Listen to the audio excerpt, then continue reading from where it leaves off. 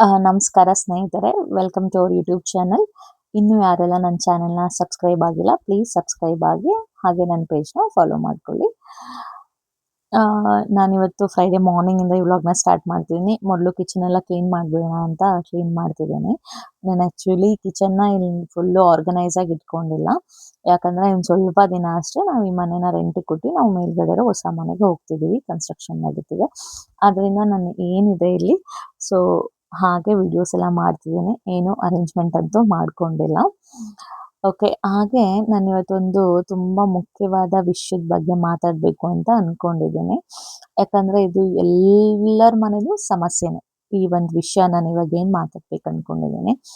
ಆ ವಿಷಯ ಏನಪ್ಪ ಅಂತ ಅಂದರೆ, ಸಂಬಳ ಜಾಸ್ತಿ ಆದರೂ ನಾವು ಹಣನ ಸೇವ್ ಮಾಡೋಕ್ಕಾಗ್ತಾ ಇಲ್ಲ. ಎಷ್ಟು ಸಂಬಳ ಬಂದರೂ ನಾವು ದುಡ್ಡನ್ನ ಸೇವ್ ಮಾಡೋಕ್ಕಾಗ್ತಾ ಇಲ್ಲ. ಮುಂಚೆ ಎಲ್ಲ 10,000 ರೂಪಾಯಿ ಸಂಬಳ ತಗೊಳ್ತಿದ್ವಿ. ಆವಾಗಲೂ ಇದೇ ಥರ ಪ್ರಾಬ್ಲಮ್ನ ನಾವು ಫೇಸ್ ಮಾಡ್ತಿದ್ವಿ. ಕರೆಕ್ಟ್ ಅಲ್ವಾ? ಹಾಗೆ ಇವಾಗ ನಮಗೆ 50,000 ಸಂಬಳ ಬರುತ್ತೆ, 1,00,000 ಸಂಬಳ ಬರುತ್ತೆ. ಈಗಲೂ ಕೂಡ ಸೇಮ್ ಪ್ರಾಬ್ಲಮ್ನೇ ನಾವು ಫೇಸ್ ಮಾಡ್ತಿದ್ದೀವಿ. ಯಾಕೆ ಹೀಗಾಗ್ತಿದೆ ಅನ್ನೋದು ಎಲ್ರ ಕ್ವಶನ್ನು. ಸೊ ಅದ್ರ ಬಗ್ಗೆ ನಾನಿವತ್ತು ಡಿಸ್ಕಸ್ ಮಾಡೋಣ ಅಂತ ಬಂದಿದ್ದೀನಿ. ಮೊದಲನೇದು ನಾನು ಏನು ಹೇಳ್ಬೇಕು ಅನ್ಕೊಂಡಿದ್ದೀನಿ ಅಂದರೆ, ಇವಾಗ ನಮಗೆ ಸಂಬಳ ಜಾಸ್ತಿ ಆಗ್ತಿದೆ. ಈಗ 10,000ದಿಂದ ನಮ್ಗೊಂದು 50,000 ಸಂಬಳ ಬರ್ತಿದೆ ಅಂದರೆ, ಆಗ ನಮ್ಮ ಲೈಫ್ ಸ್ಟೈಲ್ ಕೂಡ ಚೇಂಜ್ ಆಗುತ್ತೆ. ಹೇಗೆ ಅಂದರೆ, ನಾವು ಮೊದಲು ಬಂದ್ಬಿಟ್ಟು ನಡ್ಕೊಂಡು ಹೋಗ್ತಿದ್ವಿ, ಇಲ್ಲ ಬಸ್ಸಲ್ಲಿ ಹೋಗ್ತಿದ್ವಿ. ಬಟ್ ಈಗ ನಾವು ಕ್ಯಾಬಲ್ಲಿ ಹೋಗ್ಬೇಕು, ಇಲ್ಲ ನಮ್ಮದೇ ಓನ್ ವೆಹಿಕಲ್ಸ್ ಬೇಕು ಅಂತ ಥಿಂಕ್ ಮಾಡ್ತೀವಿ. ಹಾಗೆ ಮುಂಚೆ ಎಲ್ಲ ನಾವು ಒಂದು ಯಾವುದೋ ಒಂದು ಫೋನ್ ಇದ್ರೆ ಸಾಕಪ್ಪ ಅನ್ನೋ ಥರ ಇತ್ತು. ಬಟ್ ಇವಾಗ ನಮ್ಗೆ ಆ ಫೋನ್ ತಗೋಬೇಕು, ನಂಗೆ ಐಫೋನೇ ಬೇಕು, ಆ ಥರ ಯೋಚನೆಗಳು ನಮ್ಮ ಮೈಂಡಲ್ಲಿ ಇರುತ್ತೆ.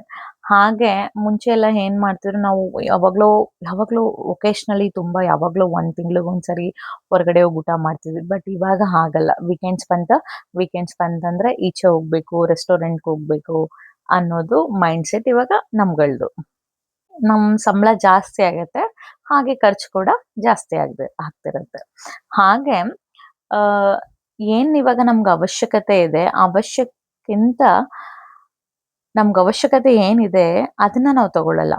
ಮನುಷ್ಯ ಅಂದಮೇಲೆ ನೋಡಿದ್ದೆಲ್ಲ ಆಸೆ ಆಗುತ್ತೆ. ನಂಗೆ ಅದು ನೋಡ್ತೀನಿ, ಅದು ತಗೋಬೇಕು, ಓಕೆ ಇದು ತಗೊಳ್ಳೋಣ ಅಂತ ಅನ್ಸುತ್ತೆ. ಬಟ್ ಆದರೆ ನಾವಿಲ್ಲಿ ಏನು ಯೋಚನೆ ಮಾಡಬೇಕು ಅಂದರೆ, ನಮ್ಗೇನಿಲ್ಲಿ ಅಗತ್ಯ ಇದೆ, ಏನು ಅವಶ್ಯಕತೆ ಇದೆ, ಅದನ್ನ ಮಾತ್ರ ನಾವು ತಗೋಬೇಕು. ಎಲ್ಲ ಏನಾಗ್ಬಿಟ್ಟಿದೆ ಅಂದರೆ, ನಾವು ಸೋಷಿಯಲ್ ಮೀಡಿಯಾದಲ್ಲಿ ಏನೋ ಒಂದು ನೋಡ್ತೀವಿ, ಓಕೆ ಇದನ್ನ ನಾನು ಆನ್ಲೈನ್ ಬುಕ್ ಮಾಡ್ಬಿಡೋಣ, ಇದನ್ನ ತಗೋಬಿಡೋಣ, ಅದೇನೋ ನಮ್ಗೆ ಆಸೆ ಆಗುತ್ತೆ ತಗೊಳ್ತೀವಿ. ಆಸೆ ಇರಬಾರ್ದು ಅಂತ ನಾನು ಹೇಳಲ್ಲ. ಅತಿಯಾಗಿ ಆಸೆ ಬೇಡ. ನಮ್ಗದು ಅವಶ್ಯಕತೆ ಇದೆ, ತಗೊಳ್ಳೋಣ.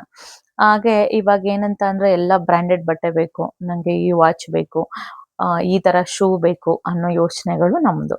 ಸೊ ಅಲ್ಲೂ ಕೂಡ ನಾವು ಆದಾಯಕ್ಕಿಂತ ಜಾಸ್ತಿ ದುಡ್ಡು ಖರ್ಚು ಮಾಡ್ತಿರ್ತೀವಿ.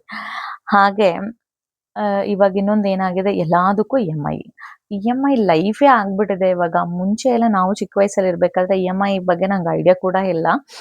ಇವಾಗ ಏನಾದರೂ ಒಂದು ತಗೋಬೇಕು, ಇವಾಗ ನಾವೊಂದು ಏನೋ 50,000 ರೂಪಾಯಿ ಕೊಟ್ಟು ತಗೋಬೇಕು, ನಮ್ಮ ಹತ್ರ ಆಗ ದುಡ್ಡು ಇರಲ್ಲ. ಓಕೆ ಇ.ಎಮ್.ಐಲಿ ತಗೋಬಿಡೋಣ ಅಂತ ಇ.ಎಮ್.ಐನೂ ತಗೋಬಿಡ್ತೀವಿ. ಆಗ ತಗೋಬೇಕಾದ್ರೆ ಅದು ನಮ್ಗೆ ತುಂಬ ಈಸಿ ಅಂತಾನೆ ಅನ್ಸುತ್ತೆ. ಬಟ್ ಎವ್ರಿ ಮಂತ್ ಆ ಇ.ಎಮ್.ಐ ಕಟ್ಟಬೇಕು. ಮೊಬೈಲ್ ಇ.ಎಮ್.ಐ, ಬೈಕು, ಕಾರು, ಮನೆ ಅದೆಲ್ಲ ಇರುತ್ತೆ ಅಲ್ವಾ? ಅದೆಲ್ಲ ನಮಗೆ ಜಾಸ್ತಿ ಆಗ್ಬಿಡುತ್ತೆ. ಎವ್ರಿ ಮಂತ್ ಇವಾಗ ನಮಗೆ ಸಂಬಳ ಬರ್ತಿದೆ ಅಂತ ಅಂದರೆ, ಆಲ್ಮೋಸ್ಟ್ 50% ನಮ್ಗೆ ಇ.ಎಮ್.ಐಗೆ ಹೋಗ್ಬಿಟ್ರೆ ನಾವೆಲ್ಲಿ ಸೇವಿಂಗ್ಸ್ ಮಾಡೋಕ್ಕಾಗುತ್ತೆ ಅಲ್ವಾ? ಹಾಗೆ ನಾವು ಮೊದಲು ಫಸ್ಟು ಸಂಬಳ ಬಂದ ತಕ್ಷಣ ಓಕೆ ಶಾಪಿಂಗ್ ಮಾಡ್ತೀವಿ, ಮತ್ತೆ ಏನೋ ಹೊರಗಡೆ ಹೋಗ್ತೀವಿ, ಬಿಲ್ಸ್ ಎಲ್ಲ ಇರುತ್ತೆ, ಎಲ್ಲನೂ ಪೇ ಮಾಡ್ತೀವಿ. ಎಲ್ಲ ಮಾಡಿಬಿಟ್ಟು ಲಾಸ್ಟಲ್ಲಿ ನಾವು ಓಕೆ ಒಂದು ಸ್ವಲ್ಪ ಸೇವಿಂಗ್ಸ್ ಮಾಡೋಣ ಅಂತ ಹೋಗ್ತೀವಿ. ಅದ್ರಲ್ಲಿ ಸೇವಿಂಗ್ಸ್ ಎಲ್ಲಿ ಮಾಡೋಕ್ಕಾಗುತ್ತೆ? ಇ.ಎಮ್.ಐಗೆ ದುಡ್ಡು ಹೋಗಿರುತ್ತೆ, ಮನೆಗೆ ಔಷಧಿ ಅದು ಇದು ಎಲ್ಲ ಹೋಗ್ಬಿಟ್ಟಿದ್ರೆ ನಮ್ಗಲ್ಲಿ ದುಡ್ಡೇ ಸಿಗಲ್ಲ ಅಲ್ವಾ? ಈಗಿರೋ ಒಂದು ಕೆಟ್ಟ ಅಭ್ಯಾಸ ಎಲ್ರಿಗೂ ಏನು ಅಂತ ಅಂದರೆ, ಯಾರೋ ನಮ್ಮ ಪಕ್ಕದ ಮನೇಲಿ ಕಾರ್ ತಗೊಂಡಿದ್ದಾರೆ, ಸೊ ನಾವು ಕಾರ್ ತಗೋಬಿಡೋಣ, ಅವರೇನೋ ಹೊಸ ಮನೆ ತಗೊಂಡಿದ್ದಾರಂತೆ, ಹೊಸ ಮನೆ ತಗೋಬಿಡೋಣ, ಐಫೋನ್ ತಗೊಂಡಿದ್ದಾರಂತೆ, ನಾನು ಐಫೋನ್ ತಗೋಬಿಡೋಣ ಅನ್ನೋ ಯೋಚನೆ ನಮ್ಮದು. ನಾವು ಬೇರೆಯವ್ರನ್ನ ನೋಡಿಕೊಂಡು ಈ ರೀತಿ ದುಡ್ಡು ಖರ್ಚು ಮಾಡಿದ್ರೆ ನಾವು ಎಲ್ಲಿ ಸೇವ್ ಮಾಡೋಕ್ಕಾಗುತ್ತೆ ಅಲ್ವಾ? ಇವಾಗ ನಾವು ಏನೋ ಒಂದು ತಗೊಳ್ತೀವಿ, ಅದು ಸಾಲ ನಮ್ಮ ಮೇಲೆ ಜಾಸ್ತಿ ಆಗುತ್ತೆ, ಸಾಲ ಕಟ್ಟಬೇಕು, ಈ ಥರದ್ದೆಲ್ಲ ಬರುತ್ತೆ. ಅದಕ್ಕೋಸ್ಕರ ಈಗ ನಮ್ಗೇನು ಅವಶ್ಯಕತೆ ಅದನ್ನ ತಗೊಳ್ಳೋಣ. ಪಕ್ಕದ ಮನೆಯವರು ಏನಾದರೂ ತಗೊಳ್ಳಿ, ನಮಗೆ ಬೇಡ. ನಮ್ಮ ಆರ್ಥಿಕ ಸ್ಥಿತಿ ಏನಿದೆ ಅದನ್ನ ನೋಡ್ಕೊಂಡು ನಾವು ತಗೋಬೇಕು. ಅದರಿಂದ ನಮ್ಮ ನೆಮ್ಮದಿ ಅದು ಇದು ಏನು ಹಾಳು ಮಾಡ್ಕೋಬಾರ್ದು. ನಮ್ಗೆ ಏನ್ ಅವಶ್ಯಕತೆ ಇದೆ ಅದನ್ನ ತಗೊಳ್ಳಿ ಅಂತ ನಾನು ಹೇಳ್ತೇನೆ. 2,000 ಅನ್ನೋದು ತುಂಬಾ ಚಿಕ್ಕ ಅಮೌಂಟ್ ಅಂತೂ ಅಲ್ಲ ಅಲ್ವಾ? ಎಲ್ಲ ಒಂದು ಸೇವಿಂಗ್ಸ್ ಮಾಡಿದ್ರೆ ಏನಕ್ಕೋ ಒಂದು ನಮ್ಗೆ ಯೂಸ್ ಆಗುತ್ತೆ. ಹಾಗೆ ನಮ್ಗೇನ್ ಅವಶ್ಯಕತೆ ಇದೆ ಅದನ್ನ ಇ ಎಂ ಐನ ತಗೊಳ್ಳೋಣ.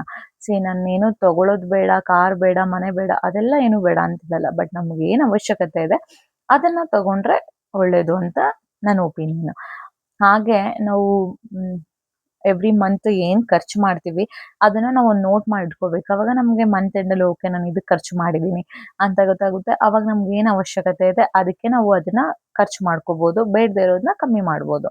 ಹಾಗೆ ನೆಕ್ಸ್ಟ್ ನಾವು ಈಗ ಗೋಲ್ಡ್ ಇನ್ವೆಸ್ಟ್ಮೆಂಟ್ ಮಾಡೋದು, ಇಲ್ಲ ಏನೋ ಮ್ಯೂಚುವಲ್ ಫಂಡ್ಸ್ ಮಾಡೋದು, ಅದಕ್ಕೂ ಸ್ವಲ್ಪ ದುಡ್ಡು ಎಲ್ಲೋ ಹಾಕ್ತಿದ್ರೆ ಅದು ನಮ್ಗೆ ಫ್ಯೂಚರ್ ಅಲ್ಲಿ ಸೇವಿಂಗ್ಸ್ ಆಗತ್ತೆ. ಸೊ ಇದನ್ನ ಕೂಡ ನಾವು ಮಾಡ್ಕೋಬಹುದು. ಸೊ ಈ ತರ ಚಿಕ್ಕ ಚಿಕ್ಕದ್ರಲ್ಲೇ ನಾವು ದುಡ್ಡನ್ನ ಉಳ್ಸಕ್ಕಾಗೋದು. ನಾವು ಏನು ಸಂಬಳ ಬರುತ್ತೆ ಅದನ್ನೆಲ್ಲ ಖರ್ಚು ಮಾಡ್ಕೊಂಡು ಹೋಗ್ತಿದ್ರೆ ನಮ್ಗೇನು ಫ್ಯೂಚರಲ್ಲಿ ನಮ್ಗೇನು ದುಡ್ಡು ಇರಲ್ಲ. ಏನಕ್ಕೋ ಬೇಕು, ಏನೋ ಮನೇಲಿ ಯಾರಿಗೋ ಹುಷಾರ್ ತಪ್ಪಿತು, ಏನಕ್ಕೋ ಎಮರ್ಜೆನ್ಸಿ ಇರುತ್ತೆ. ಎಲ್ರಿಗೂ ಎಮರ್ಜೆನ್ಸಿ ಬರುತ್ತೆ ಲೈಫಲ್ಲಿ. ನಾವು ಹೀಗೆ ಇರ್ತೀವಿ ಅಂತ ಹೇಳಕ್ಕಾಗಲ್ಲ.